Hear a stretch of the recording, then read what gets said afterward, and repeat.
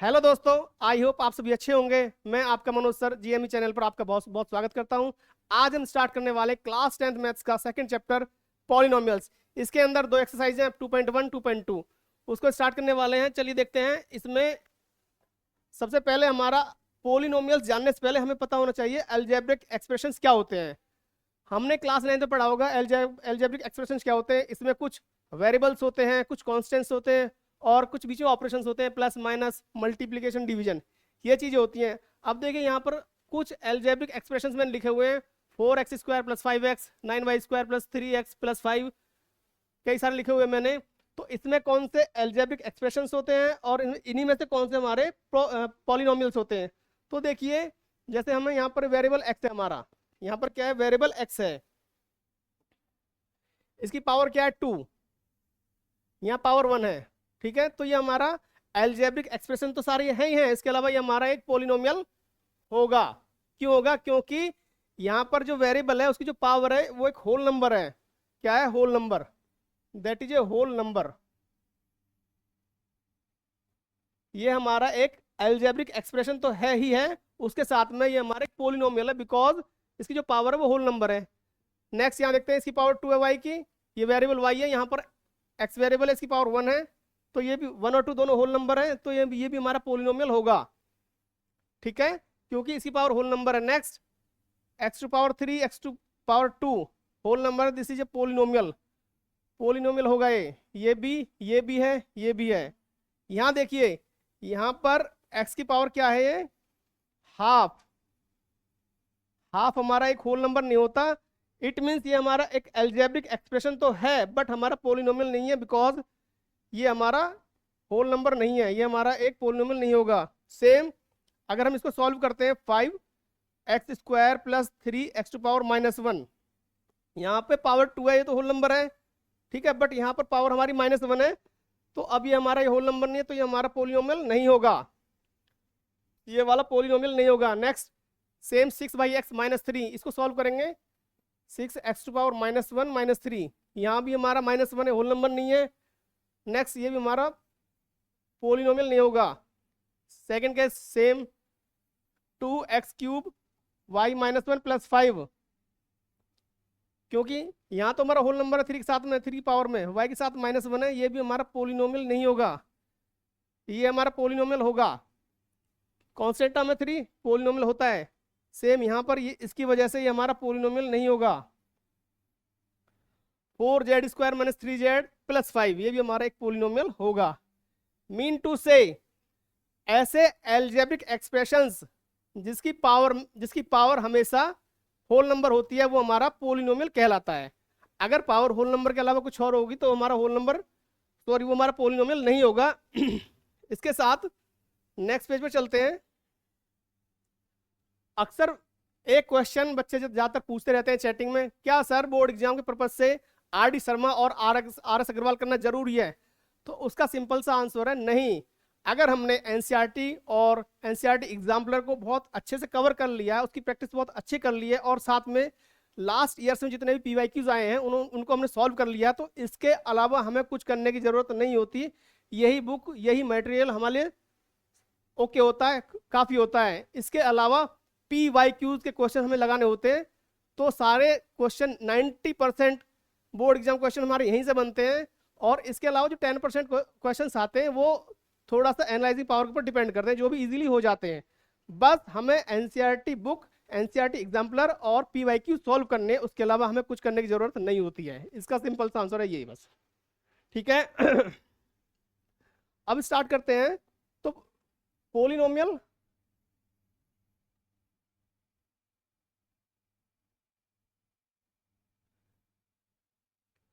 अगर अगर वेरिएबल की पावर पावर होल नंबर होती है,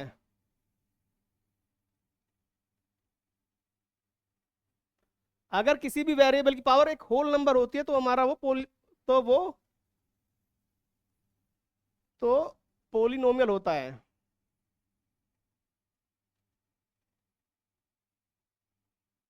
ठीक है, जैसा कि हमने पीछे देखा, मैंने कहा अगर कोई वेरिएबल है, कोई भी वेरिएबल है हमारा किसी अलजेब्रिक एक्सप्रेशन में, अगर उसकी पावर होल नंबर होती है तो हमारा पोलिनोमियल होता है, अदरवाइज नहीं होगा।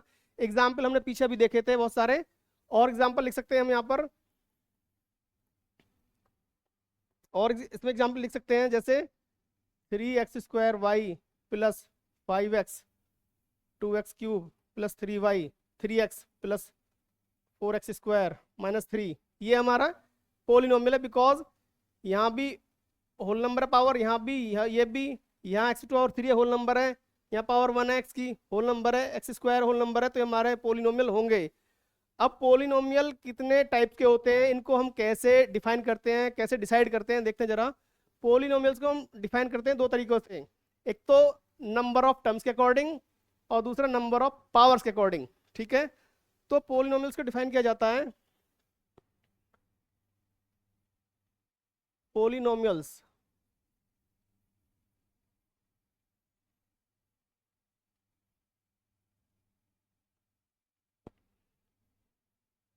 On the basis of terms. ठीक है, on the basis of terms, और second one on the basis of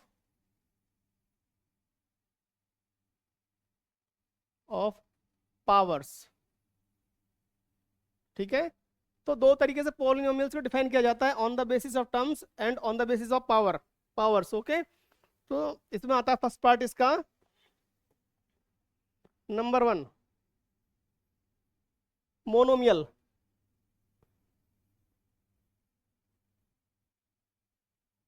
having only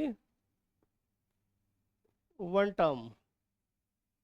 ठीक है, ऐसे पोलिनोमियल्स जिसमें केवल एक टर्म होती है, एग्जाम्पल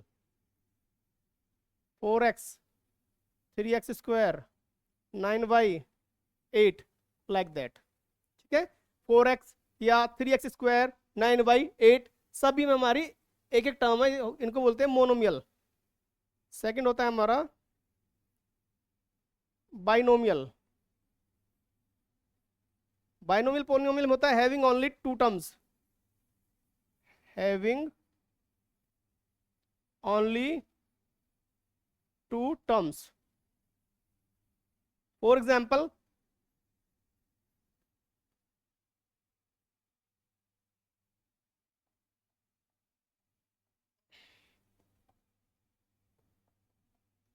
इसका एग्जाम्पल हो जाएगा हमारा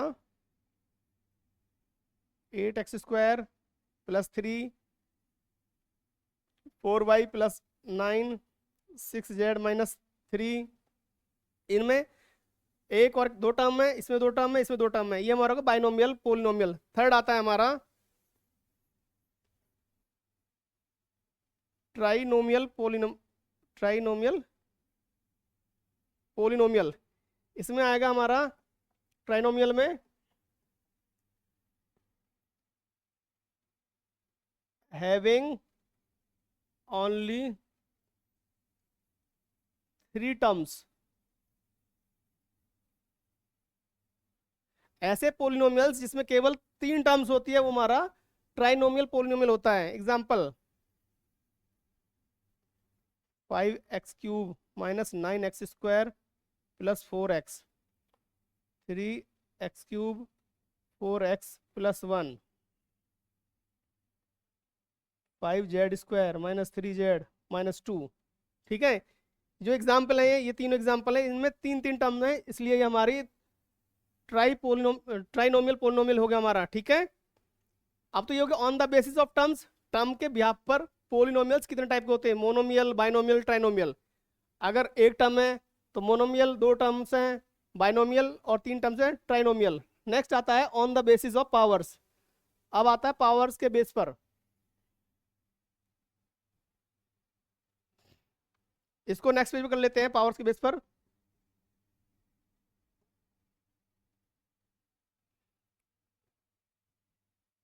on the basis of powers, बड़े ध्यान से देखना है, यहां से नंबर 1 आता है इसमें, नंबर 1 जीरो पोलिनोमियल। नंबर 1 पे आता है जीरो पोलिनोमियल, ऐसे पोलिनोमियल जो जीरो होते हैं। For example polynomial in x कर दूं मैं जीरो, ठीक है, जो जीरो होता है। तो यहाँ पे सेकंड आता है फिर हमारा कांस्टेंट पोलिनोमियल।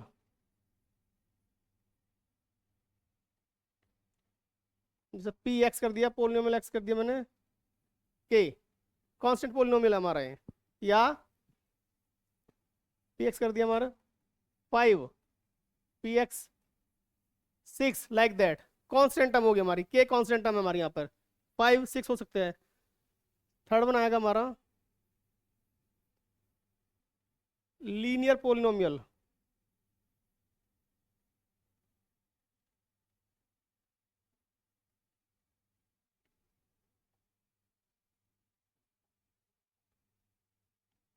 जिसमें पावर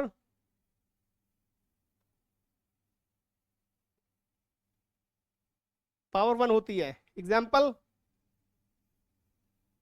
4x + 3 2y - z। यहाँ पर पावर x की पावर 1 है, यहाँ पर y पावर 1 है, तो हमारा लीनियर पोलिनोमियल हो गया। नेक्स्ट फोर्थ आता है हमारा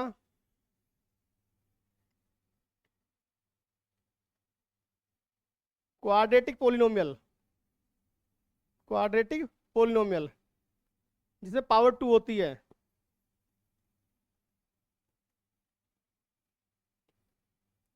four x square + 9x - 3 9z² + 3z, like that. या 3y²। ओके, ये भी हमारा क्वाड्रेटिक पोलिनोमियल हो गया हमारा 3y²। Next cubic polynomial. Cubic polynomial ऐसे पोलिनोमियल जिनकी पावर 3 होती है। 3 example 5x³ + 3x² - 2x + 1। Next 2y³ - 3y² + 4। ठीक है, इसमें जो पावर है पोलिनोमियल में क्यूब है तो क्यूबिक पोलिनोमियल हो गया, ऐसे ही वो वाला एग्जाम्पल हो गया। नेक्स्ट होता है हमारा लास्ट 6 बाई क्वाड्रेटिक पोलिनोमियल।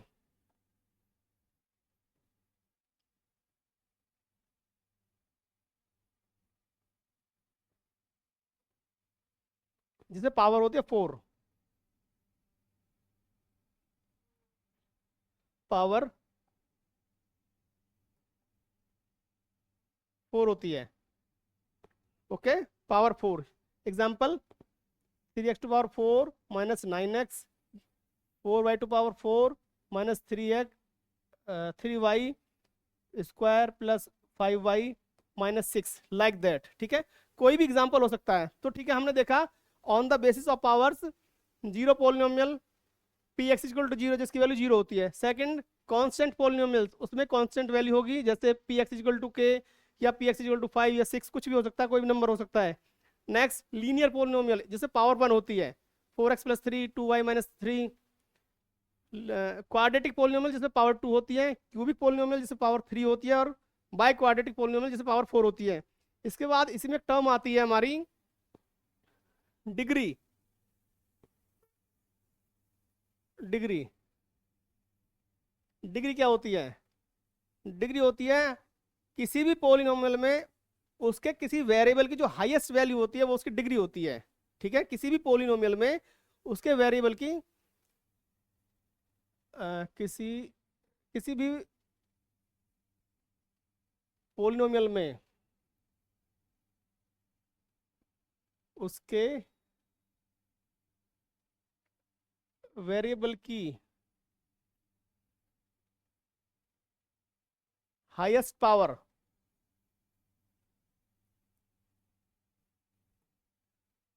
किसी भी पोलिनोमियल में जो उसके वेरिएबल की हाईएस्ट पावर होती है वो उसकी डिग्री होती है। फॉर एग्जांपल जो भी हमने पीछे देखे हैं उनसे देख लेते हैं एक बार। जैसे जीरो पोलिनोमियल है, इसकी डिग्री क्या होगी?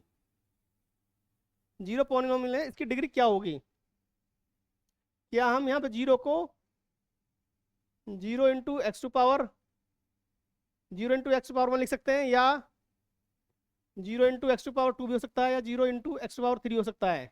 ठीक है, मतलब कोई भी वेरिएबल सपोज कर सकते हैं जीरो के साथ में, मल्टीप्लाई करने पे तो जीरो ही आना है, हमारा यही आना है, तो हमने सपोज कर लिया 0 × x। अब यहाँ पर देखते हैं वेरिएबल x है, x² है, x³ है, या y z कुछ भी हो सकता है। तो यहाँ से एक चीज थोड़ा उसमें डाउट आता है, वो क्लियर नहीं होता कि इसकी डिग्री क्या हो सकती है। तो इसकी जो डिग्री होती है, जीरो पोलिनोमियल की डिग्री होती है, वो होती है हमारी नॉट डिफाइंड। जो जीरो पोलिनोमियल हमारा होता है उसकी डिग्री नॉट डिफाइंड होती है। ठीक है, जो जीरो पोलिनोमियल होता है हमारा उसकी डिग्री नॉट डिफाइंड होती है। उसके बाद नेक्स्ट आता है हमारा कांस्टेंट पोलिनोमियल।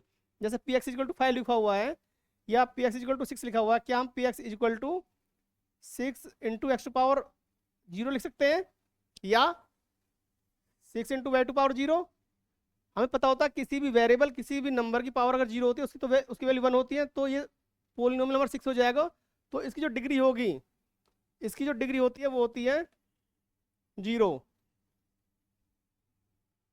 ठीक है, तो हमारा जो कांस्टेंट पोलिनोमियल होता है उसकी डिग्री 0 होती है, और जो जीरो पोलिनोमियल होता है उसकी डिग्री नॉट डिफाइंड होती है। उसके बाद नेक्स्ट आता है हमारा linear polynomial. Linear polynomial,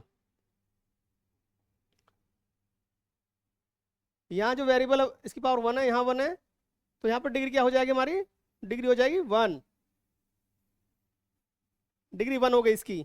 next quadratic polynomial, यहाँ पर पावर 2 है, मैक्सिमम पावर जो 2 है यहाँ पर 1 है, जो मैक्सिमम पावर होती है, जो हाईएस्ट पावर होती है वो उसकी डिग्री होती है। ठीक है, तो 1 कंसीडर नहीं करेंगे, ओनली 2 करेंगे, तो डिग्री होगी यहाँ पर हमारी 2, degree 2, same degree 2। Next cubic polynomial जिसमें पावर 3 होती है, तो डिग्री क्या हो जाएगी इसकी, डिग्री 3,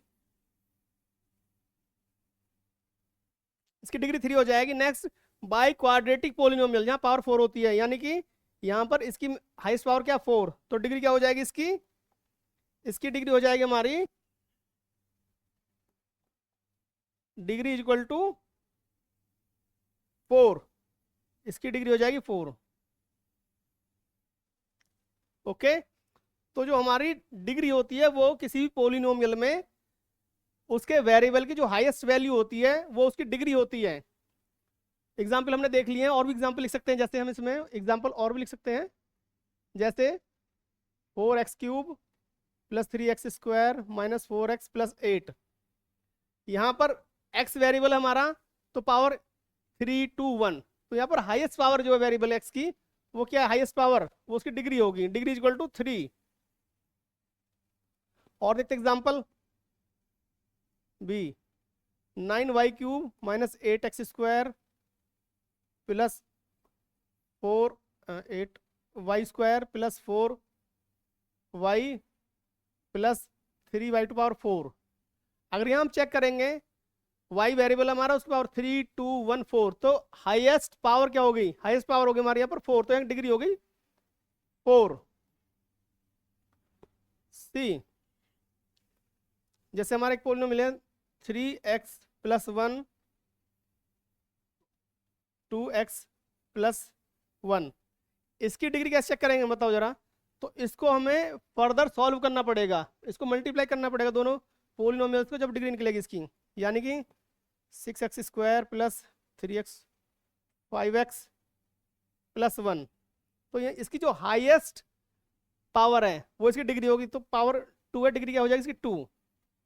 यानी कि हमको एग्जाम में इस तरह भी दे दिया जाएगा, इसकी डिग्री बताओ, या फर्दर कोई एग्जाम्पल हो सकता है हमारा d x + 1 whole square + x + 3, इसकी डिग्री बताओ क्या होगी, बताइए इसकी डिग्री क्या होगी। ये तो सॉल्व करना पड़ेगा आपको, सॉल्व करने के बाद बताओगे कि इसकी डिग्री क्या होगी। तो इसकी डिग्री आ जाएगी हमारी 2, 1, 3 आ जाएगी। ठीक है, ऐड कर देंगे। नेक्स्ट आता है हमारा इसके बाद में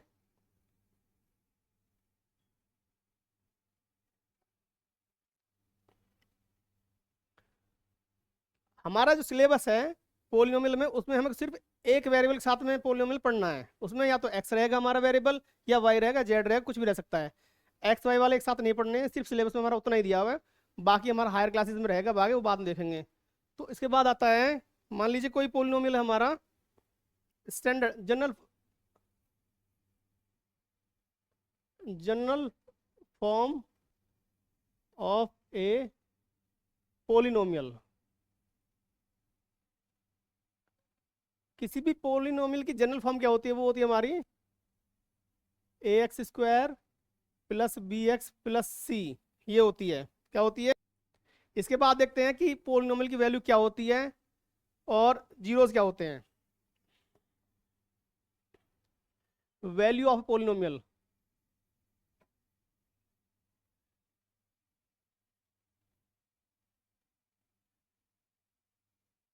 फॉर एग्जाम्पल कोई पोलिनोमियल गिवन है, पोलिनोमियल इन एक्स गिवन है हमारा 3x+5।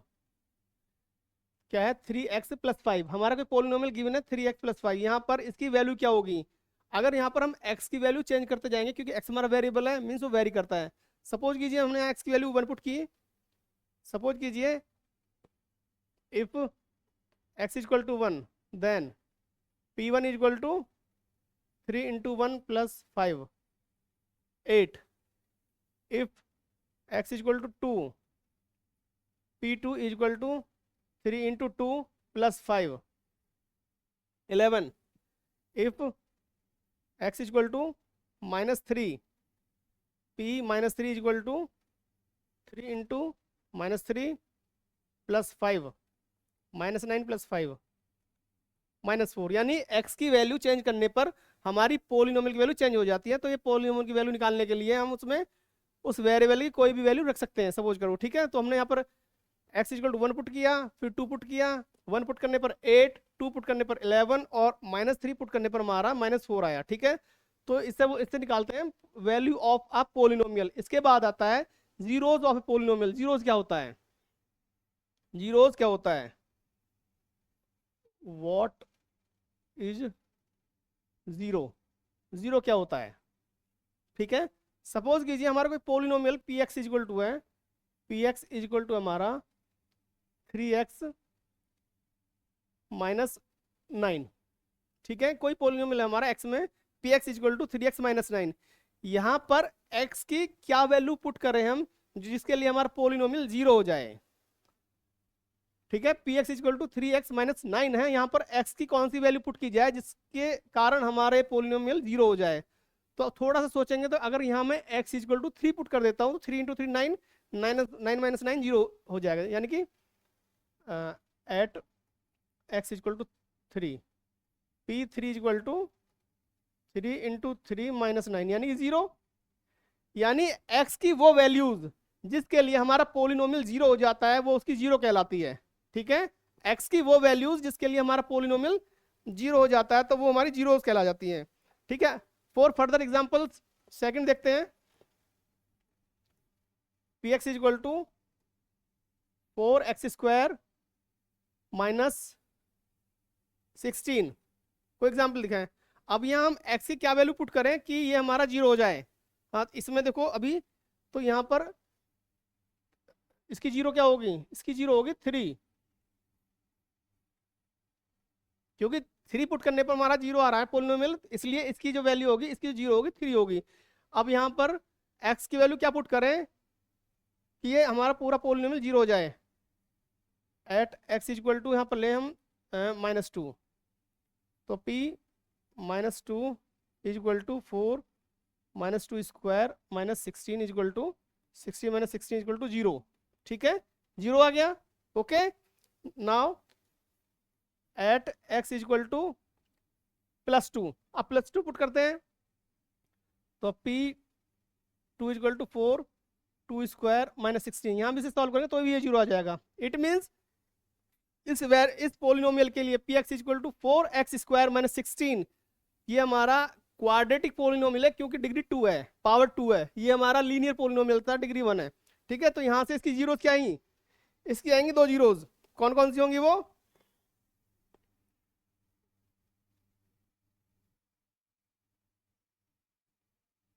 2 और -2।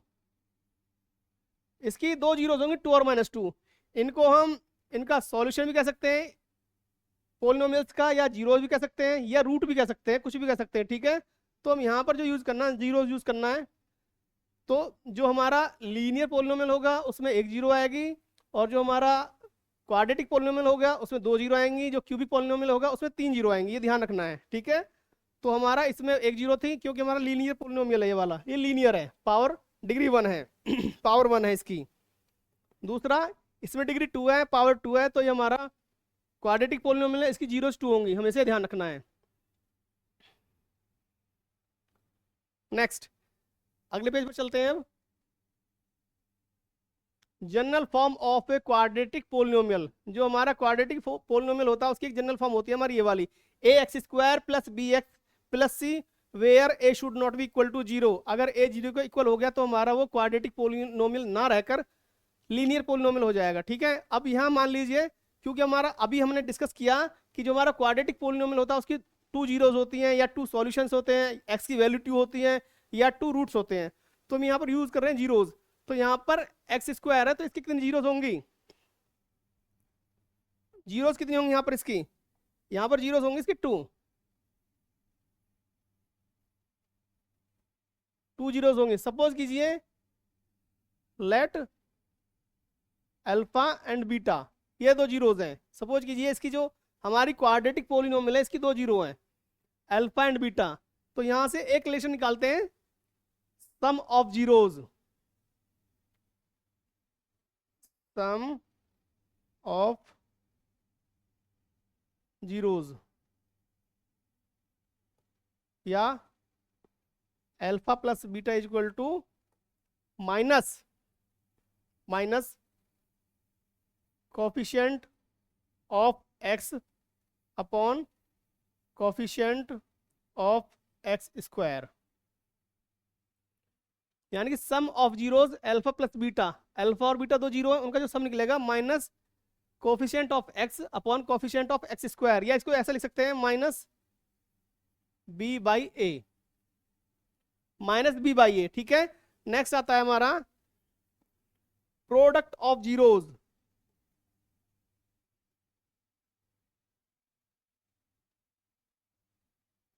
प्रोडक्ट ऑफ जीरोज, यानी कि alpha into beta equal to constant term, जो भी हमारी कांस्टेंट टर्म होती है जिसे सी है, constant term upon coefficient of x², यानी कि जो प्रोडक्ट ऑफ जीरो होता है constant term upon coefficient of x², यानी कि c/a, ठीक है। ये एक इंपॉर्टेंट रिलेशन होता है हमारा इसमें, और बोर्ड एग्जाम्स में इसी के ऊपर क्वेश्चंस डिपेंड होते हैं, इसी से क्वेश्चन आते हैं, हर साल आते हैं, ये बहुत इंपॉर्टेंट टॉपिक होता है हमारा। तो फिर से एक बार चेक कर लेते हैं, general form of a quadratic polynomial ax² + bx + c where a should not be equal to 0।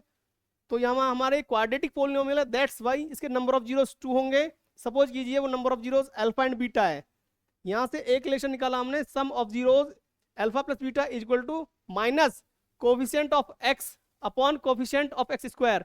यहाँ पर कोफिशिएंट ऑफ x हमारा b, तो माइनस साइन रहा, minus b/a। Next product of zeros equal to alpha into beta equal to constant term upon coefficient of x², यानी कि c/a। ये relation हमको याद रखना है, बहुत इंपॉर्टेंट रिलेशन है, इसी के ऊपर बेस्ड क्वेश्चन आते हैं हमारे, ध्यान रखना है, ठीक है। नेक्स्ट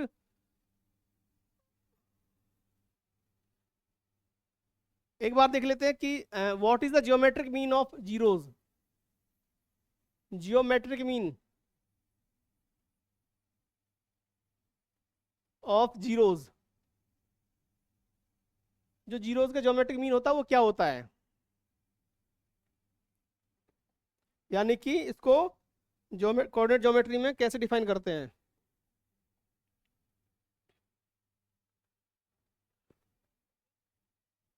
ग्राफ कितनी बार, ग्राफ कितनी बार एक्स एक्सिस को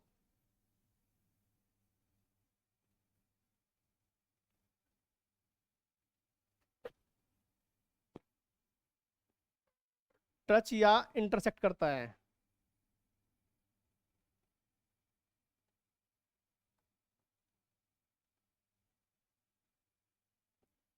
उतनी ही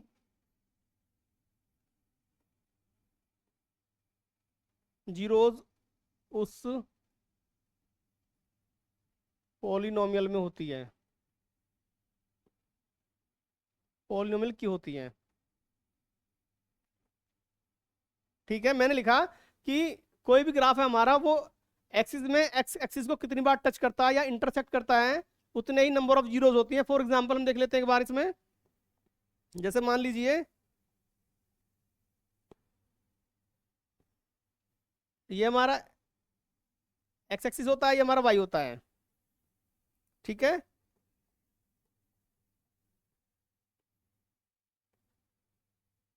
तो यहाँ पर जो हमारा ग्राफ है ये इस तरह जाता है। ठीक है, ये ग्राफ इसको कितनी बार टच कर रहा है, 1 2 3 4। तो यहाँ पर नंबर ऑफ जीरोज होंगी, जीरोज होंगी इसमें 4। ठीक है, ये इसका ज्योमेट्रिक मीन होता है कि कोई ग्राफ एक्स एक्सिस को कितनी बार टच करता है या उसे इंटरसेक्ट करता है, तो उसमें उतनी ही नंबर ऑफ जीरोज होती हैं। तो हमने देखा ये ग्राफ जो 1 2 3 4 4 बार एक्स एक्सिस को टच कर रहा है, तो 4 जीरोज होंगी। और इसके और एग्जांपल देख लेते हैं, जैसे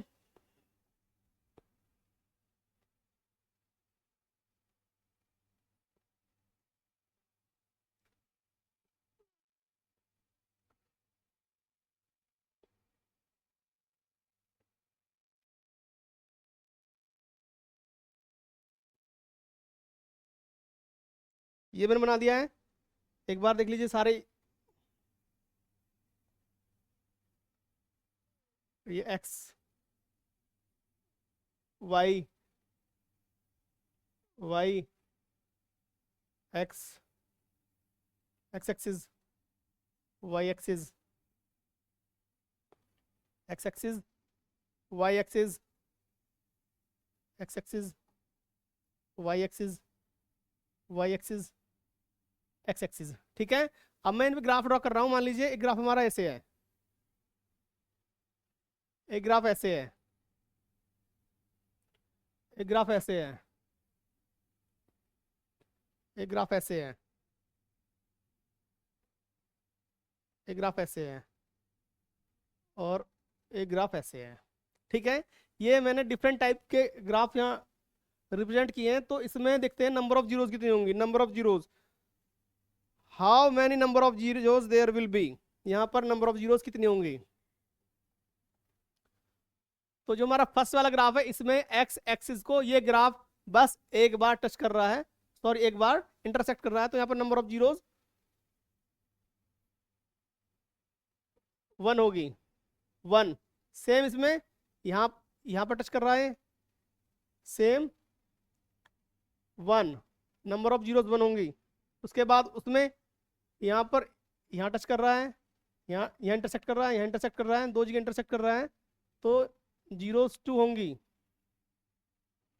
जीरोज इक्वल टू 2, यहाँ पर जीरोज 2 होंगी। नेक्स्ट यहाँ पे ओनली 1 टाइम इसको इंटरसेक्ट कर रहा है, जीरोज 1 0 1, यहाँ पे 3 टाइम्स,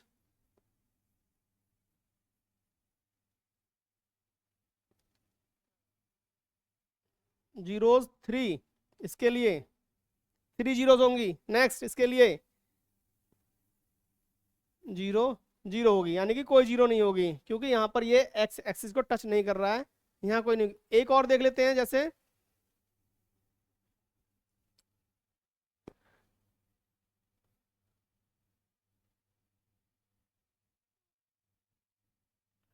इसमें नंबर ऑफ जीरोज कितनी होंगी, क्योंकि यहाँ पर टच कर रहा है, यहाँ पर टच कर रहा है, और यहाँ पर ये इंटरसेक्ट कर रहा है, तो यहाँ पर जीरोज होंगी 2। ठीक है, इस तरह हम देखकर एक्स एक्सिस पर कितनी बार ग्राफ हमारा टच कर रहा है या इंटरसेक्ट कर रहा है, number of zeros find out कर सकते हैं इजीली है। ठीक है, नेक्स्ट आते हैं हम, अब स्टार्ट करते हैं इसकी जो एक्सरसाइज हमारी, एक्सरसाइज 2.1 स्टार्ट करते हैं। The graphs of y equal to px are given in the figure below for some polynomials, find px। Find the number of zeros of p x in each case, यानी इसके कई सारे parts दे रखे हैं question number 1 के, तो इसमें number of zeros find out करने हैं। तो आप देखो जरा कि इसमें ये हमारा एक्स एक्सिस हो गया, वाई एक्सिस हो गया, तो यहाँ पर जो ग्राफ है हमारा एक्स एक्सिस को कहीं भी टच या इंटरसेक्ट नहीं कर रहा, दैट्स वाई जीरोस कितनी होंगी, zero, no zero.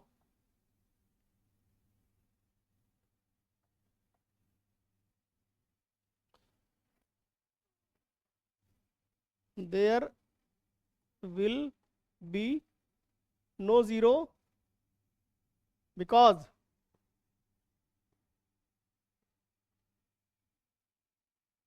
graph does not intersect x axis। ठीक है, यहां पर कोई भी जीरो नहीं होगी बिकॉज ग्राफ कहीं भी इसको इंटरसेक्ट नहीं कर रहा है, टच नहीं कर रहा है। ठीक है, नेक्स्ट क्वेश्चन।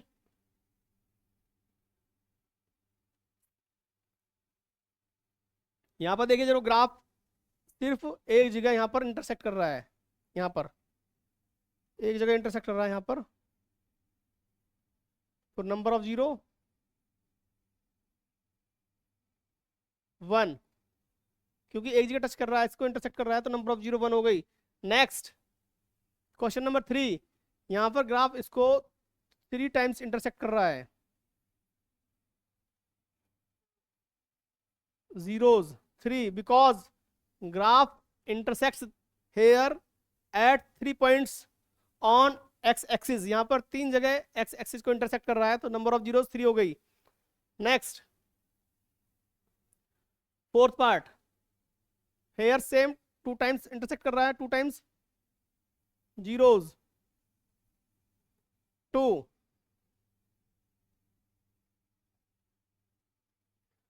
नेक्स्ट यहाँ पर अभी हमने एक एग्जाम्पल भी ऐसा किया था, देखा था, उसमें भी हमने कि यहाँ पर ये हमारा जो ग्राफ है एक्स एक्सिस को 1 2 3 4 टाइम्स इंटरसेक्ट कर रहा है, 1 2 3 4 जीरोस, नंबर ऑफ जीरोस 4 हो गए हमारे यहाँ पर। ठीक है, नेक्स्ट यहाँ पर देखो जरा, इस ग्राफ में यहाँ पर इंटरसेक्ट कर रहा है, यहाँ पर सिर्फ टच कर रहा है, फिर यहाँ पर टच कर रहा है।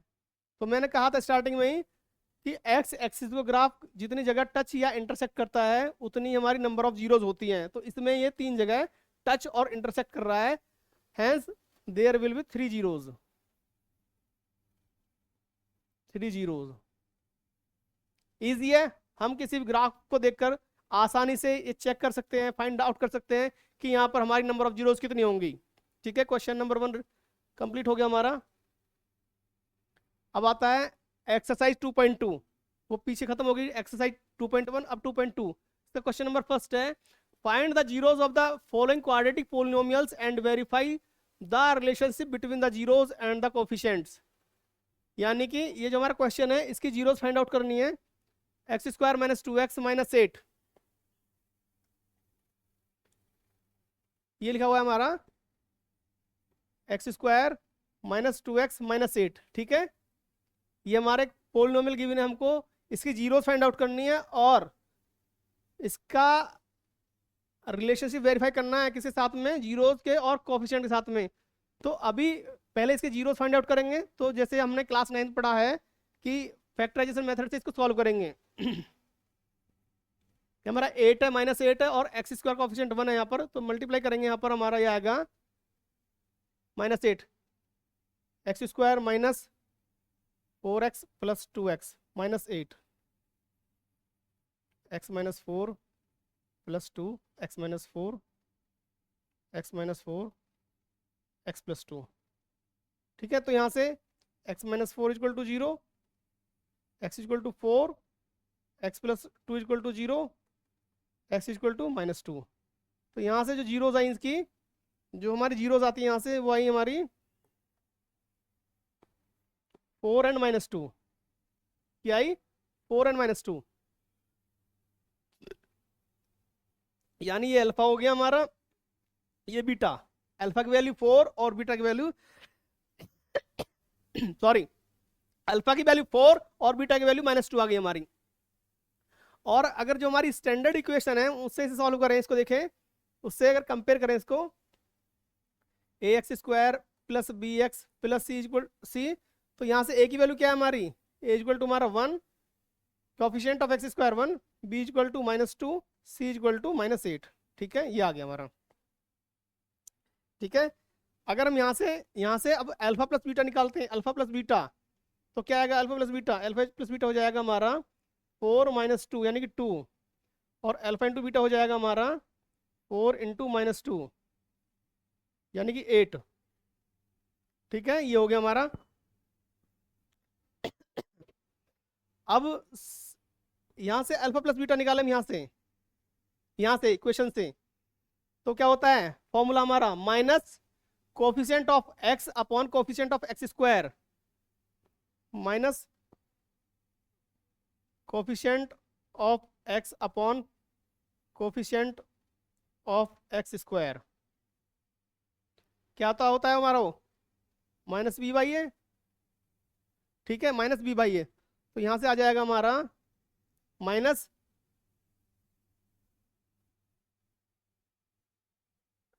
अपॉन 1 b, इसी साइन तो माइनस ये वाला हो गया, और माइनस ये 2, यानी 2/1 2, यानी कि यहाँ से भी 2 आया अल्फा प्लस बीटा, और यहाँ से भी 2 आया हमारा।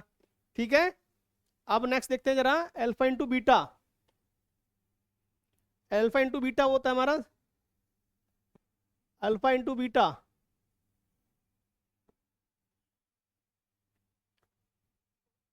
अल्फा 4 है, बीटा 2 है, वो होता है C/A।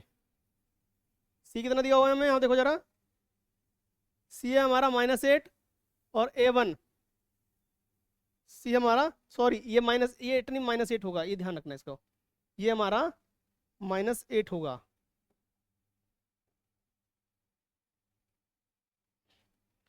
ये हमारा -8 होगा, -8। ओके, सी है हमारा -8, A1 -8/1 यानी कि -8, तो यहां से वेरीफाइड हो गया, -8 क्या है हमारा, constant term upon coefficient of x square, hence verified.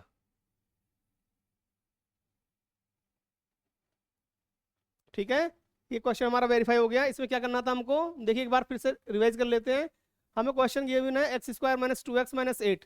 ठीक है, ये हमारा कोई क्वाड्रेटिक पोलिनोमियल है, उसको वेरीफाई करना है in between, relationship between zeros and the coefficients. हमने इसको सॉल्व किया फैक्टराइजेशन मेथड से, इसकी जीरोज निकाली, यानी कि अल्फा बीटा की वैल्यू फाइंड आउट की, अल्फा 4 आ गया, बीटा -2 आ गया। ठीक है, यहाँ पर हमारा बीटा 4 या अल्फा -2 भी हो सकता है, इट डजेंट मैटर। ठीक है, कोई दिक्कत नहीं है उससे लिखने से। ठीक है, तो यहाँ से मैंने निकाला alpha plus beta equal to 4 - 2 2, alpha into beta equal to 4 into -2 -8। ठीक है, यहाँ से आया हमारा। और अब इसको जो हमारी क्वाड्रेटिक इक्वेशन गिवन है, इसको हम जो हमारी स्टैंडर्ड क्वाड्रेटिक इक्वेशन होती है उससे कंपेयर करते हैं, तो वहाँ से ए की वैल्यू 1, बी की वैल्यू -2 और सी की वैल्यू -8 आती है। यानी कि इससे निकालेंगे alpha plus beta equal to minus coefficient of x upon coefficient of x square equal to -b/a, यहाँ पर माइनस, और यहाँ पर जो b की वैल्यू -2 है, तो माइनस माइनस प्लस 2/1 2 हो गया, यानी अल्फा प्लस बीटा की वैल्यू 2 आ गई, यहाँ भी 2 आई थी, तो वेरीफाई हो गया यहाँ से। Next alpha into beta, alpha into beta equal to C/A, यानी कि -8/1 इक्वल टू -8 इक्वल टू क्या होता है हमारा, constant term upon coefficient of x square. तो हम इससे भी हमने वेरीफाई कर दिया, उसकी वैल्यू -8 आई है हमारी। ठीक है, तो यहाँ ये क्वेश्चन हमारा डन हो गया है। Next question, find the zeros of same question है, इसके फैक्टर निकालिए जरा।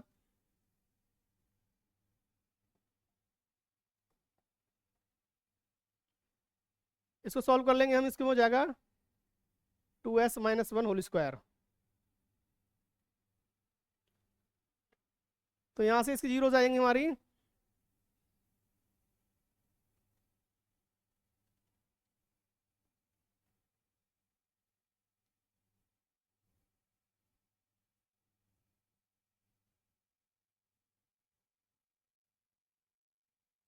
एक second,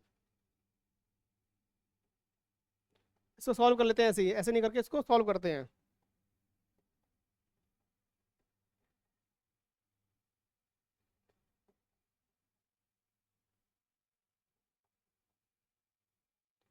four S square -2s plus 1 2s 2s -1 -1 2s -1 2s -1 2s -1। तो यहाँ से वैल्यूज आ गई जीरोस की, एस की वैल्यू आ गई हमारी 1/2 1/2, तो जीरो आ गया हमारी। ठीक है, यानी कि अल्फा आ गया हमारा 1/2 और बीटा 1/2 आ गया हमारा।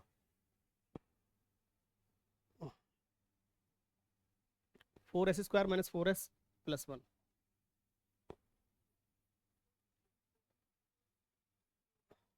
अल्फा इक्वल टू हमारा 1/2 और बीटा इक्वल टू भी 1/2 आ गया। ठीक है, यहाँ से अगर हम अल्फा प्लस बीटा निकालते हैं 1/2 plus 1/2 1, alpha into beta 1/2 into 1/2 1/4। ठीक है, यहाँ से आ गया हमारा ये। अब इसको फिर उसी जो हमारी जनरल फॉर्म है, जो हमारी स्टैंडर्ड फॉर्म है क्वाड्रेटिक पॉलिनोमियल की, उससे कंपेयर करते हैं। तो यहाँ से हमारा आता है a equal to 4, b equal to -4 और c equal to 1।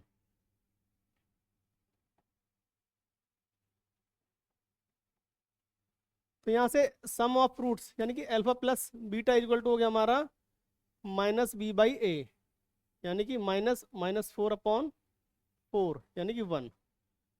Alpha into beta हो गया हमारा c/a यानी कि 1/4। ठीक है, अब यहाँ से देखते हैं, इससे निकाले जो रूट निकाले अल्फा प्लस बीटा हमारा 1 आया, उधर भी वो सेम 1 आया, यानी कि ये हो गया हमारा माइनस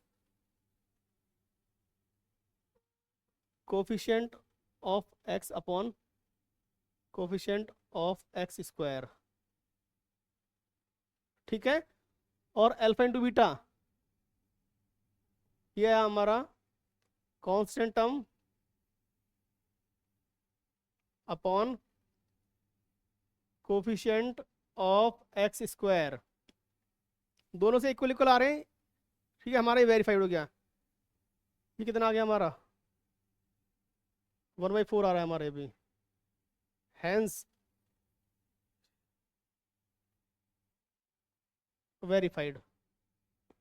ठीक है, just go to the next question. Same 6x² -3 -7x। अब देखो बस इन्होंने क्या किया है इस क्वेश्चन में, 6x² -3 -7x। ठीक है, कांस्टेंट टर्म को इधर लिख दिया बीच में और वेरिएबल वाले टर्म को साइड लिख दिया। तो इसको ऐसे लिख देंगे हम 6x² -7x -3। फैक्टर करेंगे इसके हम 6x² -9x प्लस 2x -3। इसको फैक्टराइज किया है, -3 की मल्टीप्लाई करेंगे, जो कोफिशिएंट ऑफ x² होता है 6 -18 हो गया। अब हमको -7 को इस तरह से डिस्ट्रीब्यूट करना है, फैक्टराइज करना है। मल्टीप्लाई करने पर -18 आए और प्लस या माइनस करने पर -7 आए, तो -9 इंटू 2 कर देंगे, तो मल्टीप्लाई करने पर -18 आ जाएगा और वो सॉल्व करने पर -7 आता है।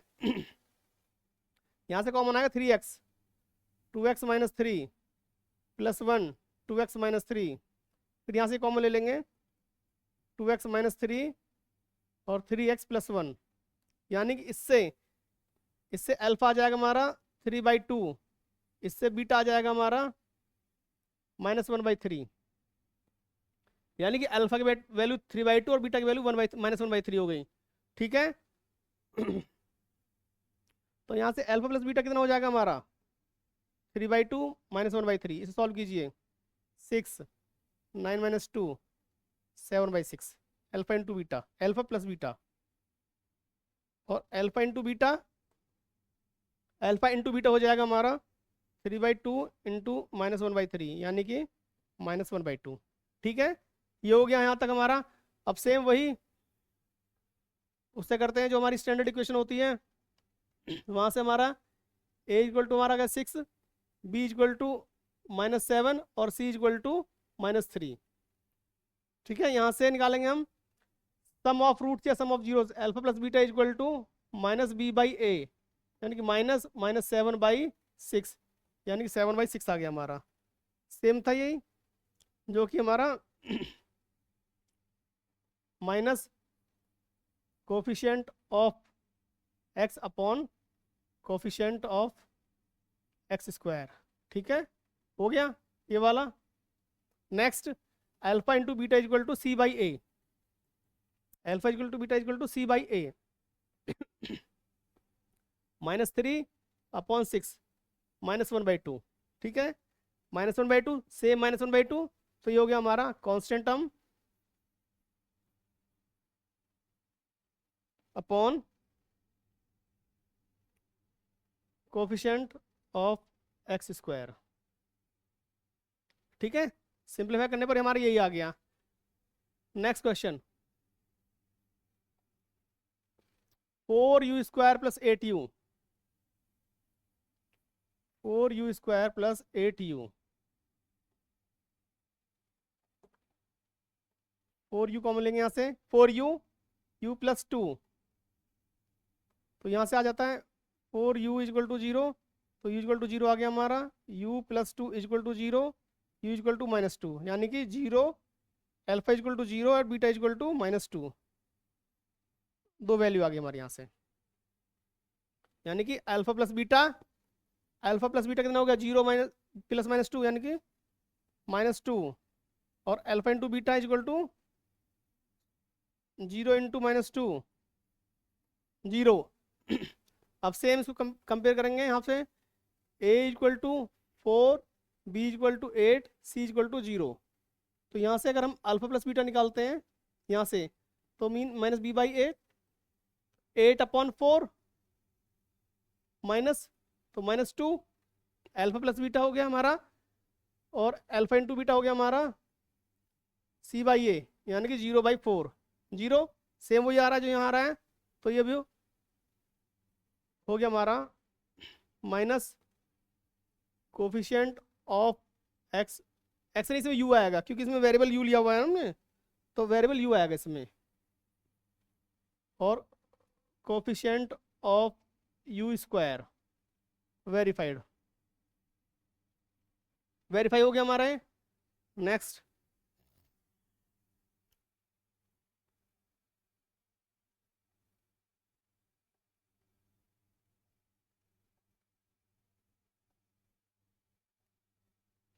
नेक्स्ट हमारा ये वाला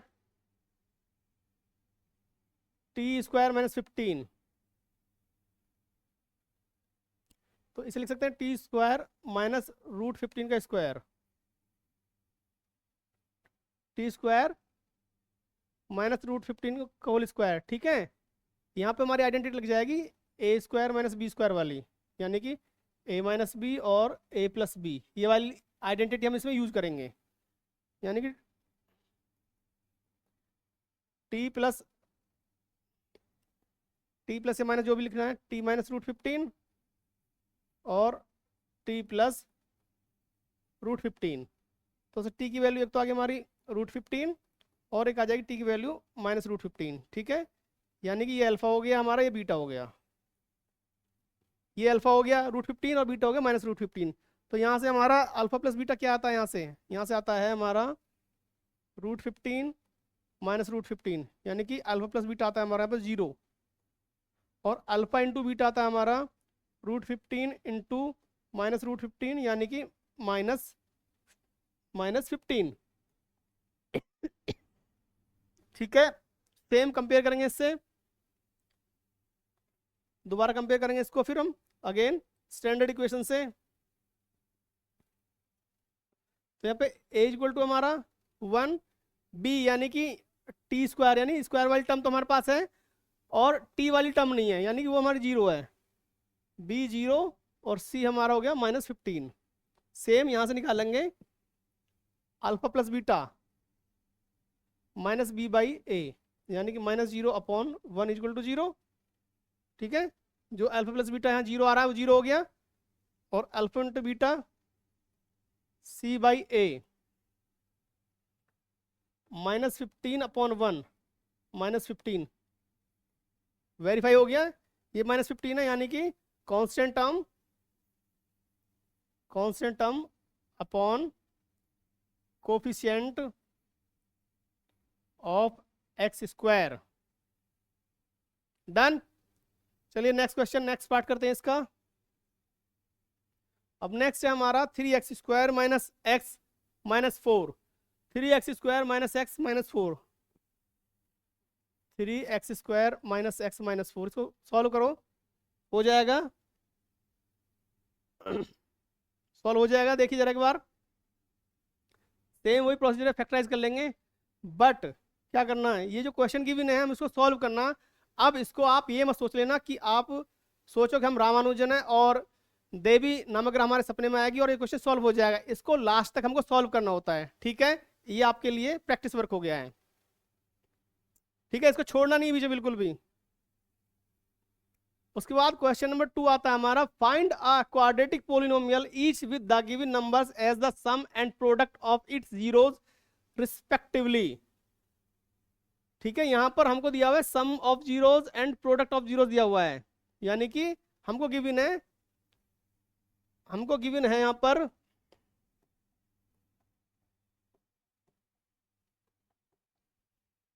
अल्फा प्लस बीटा, क्या गिवन है 1/4 और अल्फा इंटू बीटा -1, यह गिवन है हमको। ठीक है, हमको क्वाड्रेटिक पोलिनोमियल फाइंड आउट करना है। इसके लिए एक फॉर्मूला होता है। इसको क्वेश्चन को सॉल्व करने से पहले एक बार वो देख लेते हैं। जब हमें कभी सम ऑफ जीरोस और प्रोडक्ट ऑफ जीरोस गिवन हो और हमसे कहा जाए क्वाड्रेटिक पोलिनोमियल फाइंड आउट करना, तो उसके लिए फॉर्मूला होता है x² minus alpha plus beta x plus alpha into beta. ये हमारा एक फॉर्मूला होता है, ये हमारा एक फॉर्मूला होता है।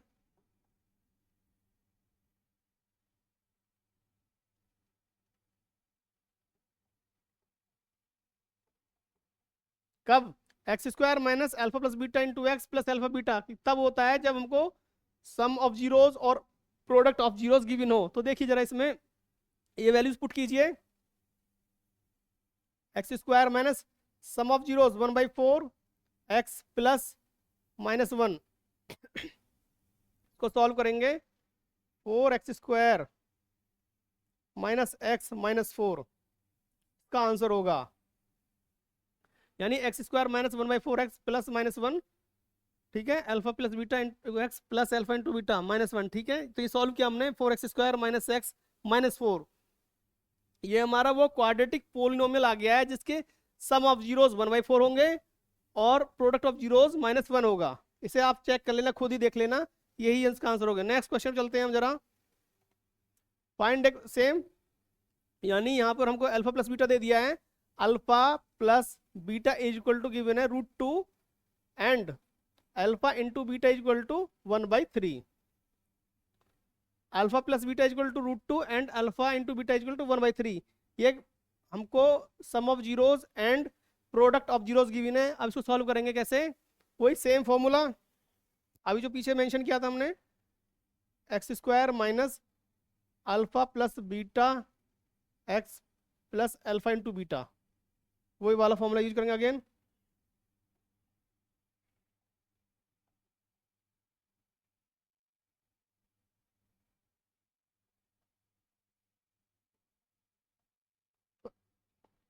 x² minus √2x plus 1/3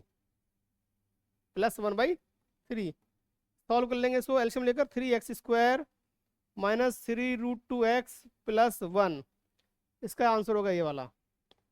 next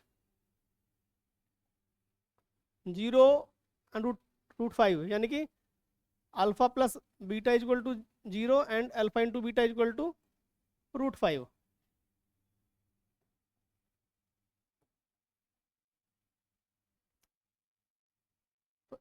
direct फॉर्मूले पुट करते हैं, x² माइनस 0x प्लस √5, यानी कि इसका आंसर आ गया x² प्लस √5 आंसर हो गया इसका। सिंपल है बिल्कुल। Sum of zeros x square minus sum of zeros into x plus product of zeros या प्रोडक्ट ऑफ रूट्स, कुछ भी कह सकते हैं, डजेंट मैटर। नेक्स्ट अगेन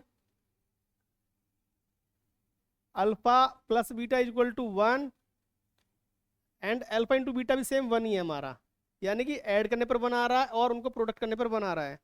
तो सीधा क्वेश्चन पुटअप करते हैं। X square minus 1 into x plus 1 is equal to x square minus x plus 1, ये इसका आंसर हो गया।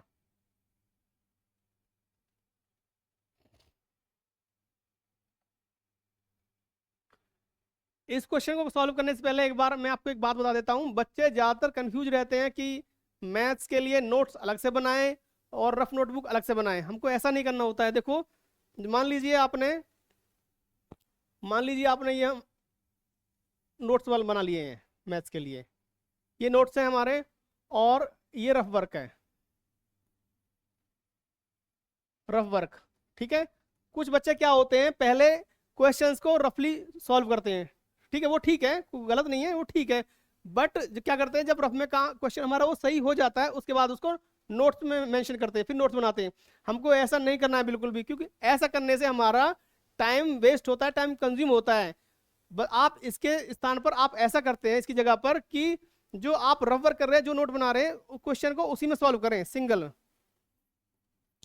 क्वेश्चन को उसी में सॉल्व करें, ठीक है। चाहे वो गलत हो रहा है क्वेश्चन हमारा, चाहे सही हो रहा है, अगर आप उसको गलत को उस क्वेश्चन को पहले वहां गलत सॉल्व करते हैं, उसके बाद उसे सही करते हैं, तो अगर आप महीने के बाद, 2 महीने बाद, 4 महीने बाद रिवाइज करते हैं, तो आप खट से आपको याद आता है कि पिछली बार आपने इस क्वेश्चन को सॉल्व करते हुए कहाँ मिस्टेक की थी, ठीक है, जिससे कि तुरंत आप उसके सही आंसर तक पहुंच जाएंगे। इसलिए आपको हमेशा ये करना है कि दो नोटबुक्स अलग नहीं बनानी है, रफ और नोट्स वाली, कोई भी रखो, एक ही रखो सिंगल, उसे अच्छे से मेंटेन करना है। इस चीज का ध्यान रखना हमेशा, बच्चे ऐसी कॉमन मिस्टेक्स ज्यादा करते हैं, ठीक है, इसको ध्यान रखना है हमेशा। अब आते हैं क्वेश्चन की तरफ हमारे। यहां पर हमको दे दिया है alpha plus beta minus 1/4 and alpha into beta equal to 1/4। तो x square minus 1/4 x plus 1/4 is equal to x square minus x/4 plus 1/4, यानी कि 4x square minus x plus 1 is the answer. Next last question है, last part है इस question का, alpha plus beta is equal to 4 and alpha into beta is equal to 1। Last question है, alpha plus beta is equal to 4 and alpha into beta is equal to 1। Same क्या formula हमारा, x square minus sum of roots into x plus product of roots, okay, यानी कि x square minus 4x plus 1 is the answer of the question.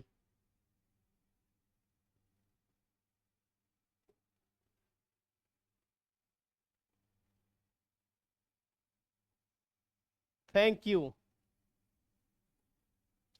I hope ये class, ये lecture आपको अच्छे से समझ में आया होगा। आप इसे जब देखोगे तो अच्छे से कर पाओगे। स्टिल कोई डाउट रहता है, कुछ रहता है, आप जरूर कमेंट बॉक्स में लिखिए और प्रैक्टिस कीजिए। मैथ्स प्रैक्टिस के अलावा कुछ नहीं है, जितनी ज़्यादा प्रैक्टिस होगी इसमें उतना अच्छा हमारा मैथ्स हो जाएगा। Thank you.